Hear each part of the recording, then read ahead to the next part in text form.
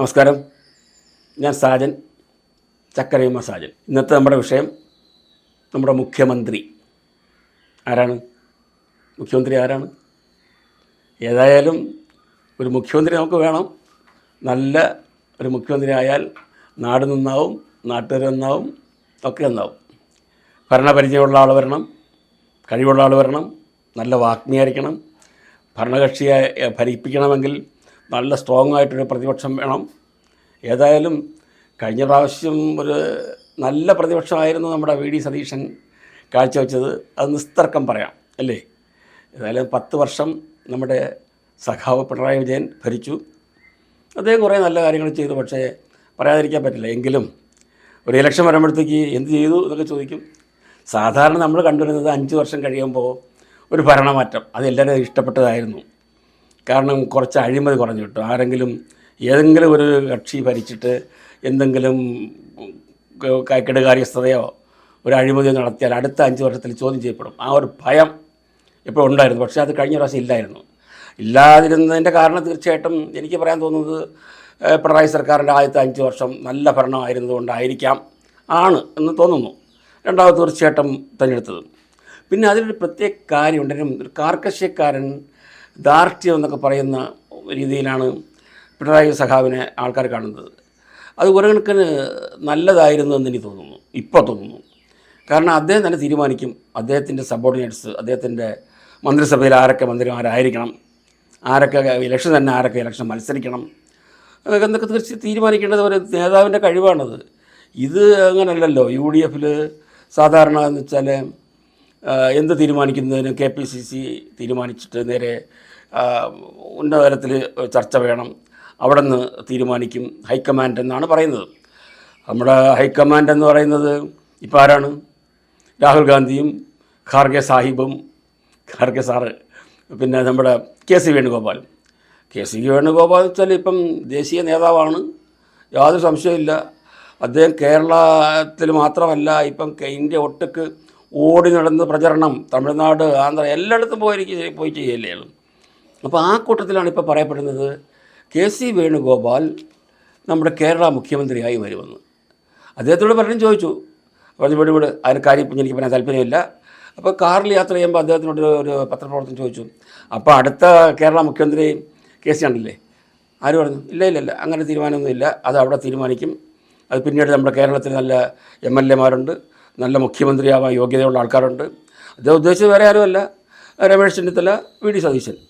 അപ്പോൾ തീർച്ചയായിട്ടും നല്ല കഴിവുള്ള ആൾക്കാരല്ലേ VD സതീശനും രമേശ് ചെന്നിത്തലയൊക്കെ. രമേശ് ചെന്നിത്തലയുടെ കാര്യം പറയുകയാണെങ്കിൽ അദ്ദേഹം 1956 തോന്നുന്നു അഖില കേരള ബാലജന സഖ്യത്തിൻ്റെ സെക്രട്ടറിയായിട്ട് വരുന്നു. പിന്നെ youth Congress secretary, KPCC secretary, പിന്നെ കോട്ടയത്ത് നിന്നിട്ട് MP ആയിട്ട് മത്സരിക്കുന്നു. കർണാടക മന്ത്രിസഭയിൽ 30ാമത്തെ വയസ്സിൽ അദ്ദേഹം മന്ത്രിയാവുന്നു. പിന്നീട് അദ്ദേഹം MP മാത്രമല്ല, കോൺഗ്രസ്സിൽ എന്തെല്ലാം പദവികൾ വഹിക്കാനുണ്ടോ അദ്ദേഹം നല്ല നല്ല പദവികൾ വഹിച്ചില്ലേ. ഒരു സമയത്ത് ഉമ്മൻചാണ്ടി സർക്കാരിലെ പുള്ളി ആഭ്യന്തരമന്ത്രിയായിരുന്നു.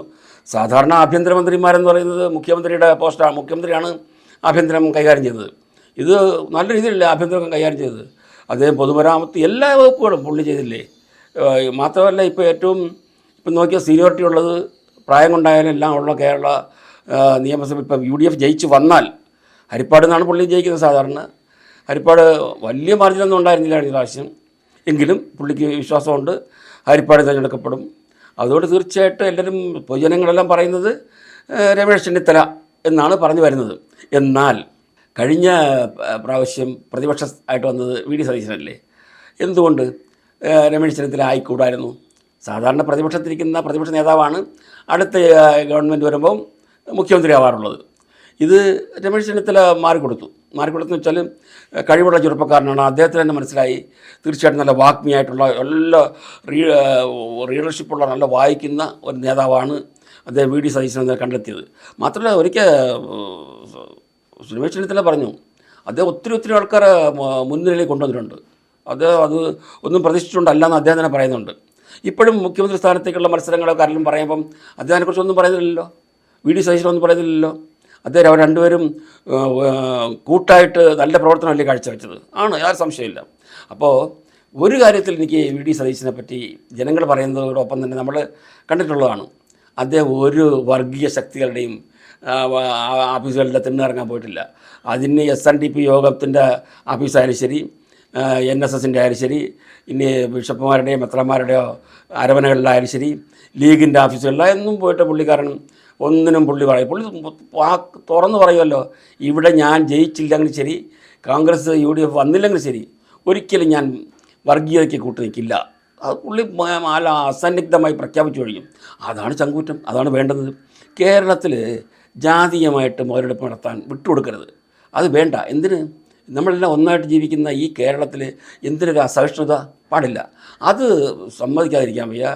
മാത്രമല്ല, കഴിഞ്ഞ പ്രാവശ്യം പിണറായി സർക്കാരിൽ എന്തെല്ലാം ചോദ്യങ്ങൾക്ക് അദ്ദേഹത്തിന് മുഖ്യമന്ത്രിക്ക് മറുപടി ഇല്ലാത്ത വിധം പുള്ളി എന്തെല്ലാം ചോദ്യങ്ങളാണ് അവിടെ ചോദിച്ചത്. അപ്പോൾ അതിൻ്റേതായ ഗുണമാണ് തീർച്ചയായിട്ടും ഇപ്രാവശ്യം കേരളത്തിൽ കാസർഗോഡ് മുതൽ കന്യാകുമാരി വരെ, അതായത് കളിയേക്ക് ബാലരാമപുരം ബോർഡർ തിരുവനന്തപുരത്തിനപ്പുറത്ത് ഇത് ഓടി നടന്ന് പ്രചരണം നടത്തിയില്ലേ? ഏറും മാത്രമല്ല, കഴിഞ്ഞ ഇലക്ഷന് 10 വർഷത്തിന് ശേഷം വരുമ്പോഴത്തേക്ക് എല്ലാവരും കോൺഗ്രസ്സിലുള്ള പലർക്കും ഒരു ക്ഷീണിതരായിരുന്നു. കാരണം എന്താണെന്നുള്ള ഒരു ശുഷ്കാന്തി ഇല്ല. ആ ശുഷ്കാന്തി ഇല്ലാത്ത ആൾക്കാരെ അദ്ദേഹം കംപ്ലീറ്റ് ഓടി നടന്ന് ഒരു ഊർജം, ഒരു എനർജി കൊടുത്തില്ലേ? അതിന് അദ്ദേഹം പറഞ്ഞല്ലോ, ഈ തെരഞ്ഞെടുപ്പിൽ UDF അധികാരത്തിൽ വന്നാൽ, പ്രത്യേകിച്ച് കോൺഗ്രസിൻ്റെ അണികൾ പ്രചോദനമാക്കിയില്ലെങ്കിൽ ഞാൻ വനവാസത്തിന് പോകും. ഈ വനവാസത്തിന് പോകുന്ന വെച്ചാൽ പണ്ട് പാണ്ഡവർ വനവാസത്തിന് പോയതെന്നല്ല പറയുന്നത്, വനത്തിൽ പോയിട്ട് വനവാസത്തിനൊന്നുമല്ല. ഈയിടെ നമ്മുടെ വനമന്ത്രി പറഞ്ഞല്ലോ, വനവാസത്തിന് ഞാൻ ഇവിടെ എന്തോ കോട്ടയം ഒതുക്കിയിട്ടുണ്ടെന്ന്. പുള്ളി വെച്ച കാട്ടിലാണെന്ന്. ഈ വനവാസം വെച്ച കാട്ടിൽ പോയിരിക്കുന്നതാണ് വനവാസം, രാഷ്ട്രീയ വനവാസം. അതായത് അദ്ദേഹം ഊർജ്ജസ്വലനായിട്ട് പ്രവർത്തിച്ചില്ല എന്ന് തോന്നിയാൽ, ജനങ്ങൾക്ക് തോന്നിയാൽ, പിന്നെ എന്തിനു കടിച്ചു തൂങ്ങണം എന്നാണ് പുള്ളി ചോദിക്കുന്നത്. അതൊരു കഴിവുള്ള, ഒരു ആത്മവിശ്വാസമുള്ള നേതാവിൻ്റെ വാക്കുകളാണത്. അത് സമ്മതിക്കാതിരിക്കാൻ വയ്യ. അപ്പം അതുകൊണ്ടാണ് ഇപ്പം നമ്മുടെ ജനങ്ങൾക്ക് UDFൽ തന്നെ ഒരു സംശയം, ആരായിരിക്കണം മുഖ്യമന്ത്രി? രമേശ് ചെന്നിത്തലയാണോ VD സതീശനാണോ? എന്നാൽ പുതിയൊരു സംഭവം പറയുന്നു, KC വേണുഗോപാൽ. KC വേണുഗോപാൽ ഇന്ന് ഇവിടുത്തെ കേരള മുഖ്യമന്ത്രിയുടെ സ്ഥാനത്തേക്ക് പുള്ളി ഒരിക്കലും പറഞ്ഞിരുന്നില്ല, കേട്ടിരുന്നില്ല. ഇപ്പോൾ ഈ ചില വൃന്ദങ്ങൾ പറയുമല്ലോ, അതായത് അണിയറയിലുള്ള ചില ആൾക്കാർ, ഉപജാപ സംഘങ്ങളെന്ന് പറയുമല്ലോ, അവരെല്ലാം പറയുന്നു VD സതീശനുമല്ല Ramesh ചെന്നിത്തലുമല്ല KC Venugopal. KC വേണുഗോപാലിന് കേന്ദ്രത്തിലുള്ള സ്ഥാനം വെച്ചാൽ ഇനി വളരെ ഹൈക്കമാൻഡിലിരിക്കുന്ന ഏറ്റവും വലിയ സ്ഥാനമാണ് പുള്ളി വഹിക്കുന്നത്. ഇനി അതിട്ടറിഞ്ഞിട്ട് പുള്ളി ഇവിടെ വരുമോ? പക്ഷേ കോൺഗ്രസ് പ്രവർത്തകർ പറയുന്ന ഒരു സമവായം ഉണ്ടായില്ല എങ്കിൽ KC വേണുഗോപാൽ കേരള മുഖ്യമന്ത്രി ആകും. ഇരിക്കൂറുള്ള ഇപ്പോഴത്തെ, ഇരിക്കൂർ എന്നത് കോൺഗ്രസ് മണ്ഡലമാണ്, ഇരിക്കൂറുള്ള ഇപ്പോഴത്തെ സ്ഥാനാർത്ഥിയെ പിൻവലിച്ചിട്ട്, അല്ല MLA ജയിക്കുന്ന ആളെ പിൻവലിച്ചിട്ട് ഇദ്ദേഹം മത്സരിച്ചിട്ട് MLA ആയി 6 മാസം കൊണ്ട് മതിയല്ലോ, അങ്ങനെ മുഖ്യമന്ത്രി ആകും എന്നാണ് പറയുന്നത്. പക്ഷേ അതിൽ കഴമ്പില്ല എന്നാണ് തോന്നുന്നത്. KC അസന്നിഗ്ധം പറഞ്ഞു, എനിക്കങ്ങനെ ഒരു താല്പര്യമില്ല. ഇവിടെ നല്ല പ്രബലരായ, പ്രമുഖരായ, മിടുക്കരായ ആൾക്കാരുണ്ടല്ലോ. അതെടുത്തു പറയുന്നത് തീർച്ചയായിട്ടും രമേശ് ചെന്നിത്തലയും VD സതീശനെ കുറിച്ചാണ്. ഇതിൽ ആദ്യം നമ്മുടെ K. സുധാകരൻ, നമ്മുടെ കണ്ണൂർ സിംഹം, അദ്ദേഹം പറഞ്ഞത് ആദ്യം ആരെയാണ്? രമേശ് ചെന്നിത്തല. പിന്നീട് അദ്ദേഹം എന്താ പറയുന്നത്? നേരെ അങ്ങോട്ട് KC വേണുഗോപാലിലേക്ക് പോയി. എന്താ ഇത്? അതുപോലെ നമ്മുടെ വെള്ളാപ്പള്ളി നടേശൻ, അദ്ദേഹം എന്താ പറഞ്ഞത് ഇലക്ഷന് മുമ്പ്? ഇത് പിണറായി തന്നെ അടുത്ത മുഖ്യമന്ത്രി, യാതൊരു സംശയമില്ല എന്ന് പറഞ്ഞ ആൾ ഇലക്ഷന് ശേഷം പറയുന്നു, ഇപ്പം മെയ് 4 കാത്തിരിക്കാം, പറയുന്നു മുഖ്യമന്ത്രി ആവാൻ നല്ലത് ആരാണ്? KC വേണുഗോപാൽ എന്ന് പറയുന്നത്. അദ്ദേഹം ആരെക്കുറിച്ചാണ് പറഞ്ഞത്? പക്ഷേ അദ്ദേഹം VD സതീശനെ കുറിച്ച് പറഞ്ഞില്ല. എന്താ? VD സതീശൻ അദ്ദേഹത്തെ കാണാൻ പോയില്ല. അദ്ദേഹത്തിന് മാത്രമല്ല, അദ്ദേഹം NSSനെയും SNDP യോഗത്തിനെയും മുസ്ലിം ലീഗിൻ്റെ ഓഫീസിലോ അരമനയിലൊന്നും പുള്ളി പോകില്ല, പോകേണ്ട ആവശ്യമില്ല. അദ്ദേഹത്തിന് കഴിവുണ്ട്, തൻ്റെ ഇടമുണ്ട്, എങ്ങനെ നിൽക്കണം, എങ്ങനെ അണികളെ നയിക്കണം, നിയന്ത്രിക്കണം എന്നുള്ളത്. അതുകൊണ്ടാണ് വെള്ളാപ്പള്ളി നടേശൻ സാർ പറയുന്നത് VD സതീശനെ കുറിച്ച് പറയാത്തത്. കാരണം എന്താ വെച്ചാൽ അദ്ദേഹത്തിന് സപ്പോർട്ട് ചെയ്ത് സംസാരിക്കുന്ന ആൾക്കാർ അപ്പോഴും നമുക്കറിയാം, അദ്ദേഹം ഇങ്ങനെ മാറ്റി മാറ്റി പറയുന്ന ഒരാളാണ്. ഇപ്പം ഇന്നലെ വരെ അദ്ദേഹത്തിൻ്റെ പിണറായിയുടെ കാറിൽ യാത്ര ചെയ്ത ആൾ ഇന്ന് അടുത്ത മുഖ്യമന്ത്രി ആകുമ്പം ആ മുഖ്യമന്ത്രിയുടെ കാറിൽ കയറി യാത്ര ചെയ്യാൻ ഒരു ഉളുപ്പില്ലാത്ത ആളാണ്. അദ്ദേഹത്തിൻ്റെ രീതിയിൽ പ്രവർത്തിക്കുന്നു, അത് എല്ലാവർക്കും അറിയാവുന്ന ആളാണ്. പുള്ളി നല്ല പ്രായമുള്ള ആളല്ലേ. അപ്പോൾ അതുകൊണ്ട് ഇപ്പം നമ്മുടെ ആഗ്രഹം എന്താണ് മുഖ്യമന്ത്രി ആരായിരിക്കണം എന്നുള്ളതാണ്. എൻ്റെ മനസ്സിലാളുണ്ട്, പക്ഷേ ഞാനത് ഇപ്പോൾ പറയില്ല. കാരണം ഇതിലൊരു ചെറിയ അടിക്കുറിപ്പ് പോലെ ഒരു തമാശ ഉണ്ട്. നമ്മുടെ ഉപ്പൊക്കെ എടുത്ത സിനിമ എടുത്തില്ലേ, ഉപ്പ്, പവിത്രൻ എന്ന് പറയും. അദ്ദേഹത്തിന് കുറച്ച് ഹാസ്യമൊക്കെ സംസാരിക്കുന്ന ആളാണ്. അദ്ദേഹം ഉപ്പ് എടുത്തിട്ടുണ്ട്, പിന്നെ യാരോ ഒരാൾ എന്നൊരു സിനിമ എടുത്തു, പിന്നെ ഉത്തരവെടുത്ത് അദ്ദേഹമാണെന്ന് തോന്നുന്നു. അദ്ദേഹം നല്ലൊരു ഡയറക്ടറാണ്. അദ്ദേഹത്തിൻ്റെ സുഹൃത്താണ് നമ്മുടെ സിനിമയുടെ ശ്രീരാമൻ. ഇവർ ഈ കുറച്ച് ബുദ്ധിജീവികൾ ഉള്ള ആൾക്കാരാണ്, നമ്മൾ ബുദ്ധിയുള്ള ആൾക്കാരെന്ന് പറയുന്നത്. ഞാൻ KN ശശിധരൻ്റെ അക്കരെ എന്ന സിനിമ ഗുരുവായൂരിൽ വർക്ക് ചെയ്യുമ്പം ഇവരൊക്കെ KN ശശിധരൻ്റെ സുഹൃത്തുക്കളാണ്. നമ്മുടെ പവിത്രൻ, ശ്രീരാമൻ, VR ഗോപാലകൃഷ്ണൻ ഇല്ല ഇൻസ്റ്റിറ്റ്യൂട്ടാണ്. പിന്നെ KR മോഹൻ, നമ്മുടെ ചലച്ചിത്ര അക്കാദമിയുടെ ചെയർമാൻ, അദ്ദേഹം മരണപ്പെട്ടു പോയി.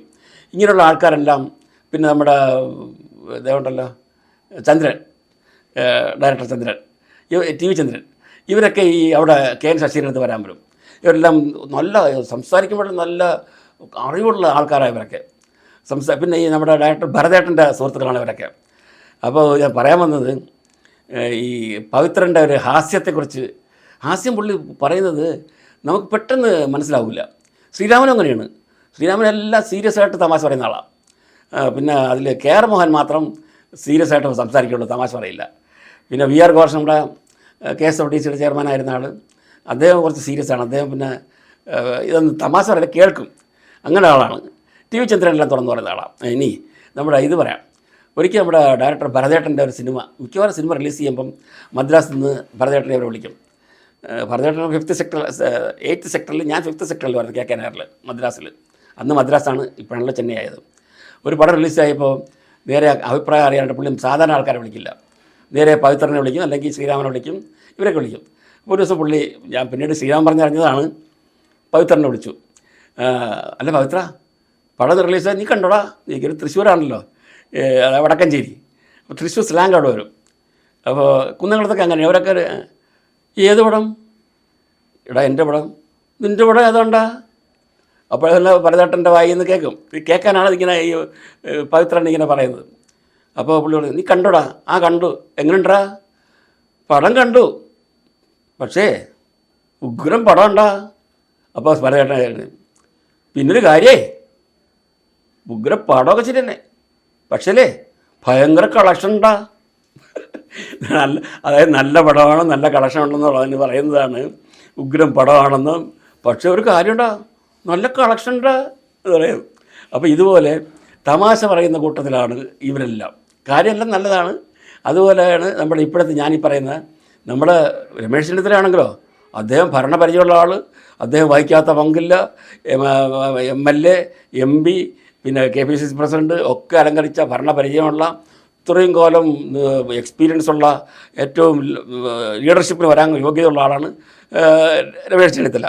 എന്നാലേ ഈ പവിത്രം പറയുന്ന കാര്യം, നല്ല വാക് സാമർഥ്യവും ഈ കുറച്ച് MLA കൊണ്ട് മാത്രം ഒരു പ്രതിപക്ഷത്തിരുന്നുകൊണ്ട് ഇപ്പോൾ ഒരു തെരഞ്ഞെടുപ്പിന് നേരിടാൻ സധൈര്യം ഇറങ്ങി എല്ലാവരും ഉത്തേജന മരുന്ന് കൊടുത്ത് ഉത്തേജനമാക്കി എന്ന് വർഗീയതയെക്കുറിച്ചിട്ട് വർഗീയ വേണ്ട എന്ന് നിശിതമായി വിമർശിക്കുന്ന VD സതീശനുണ്ട്.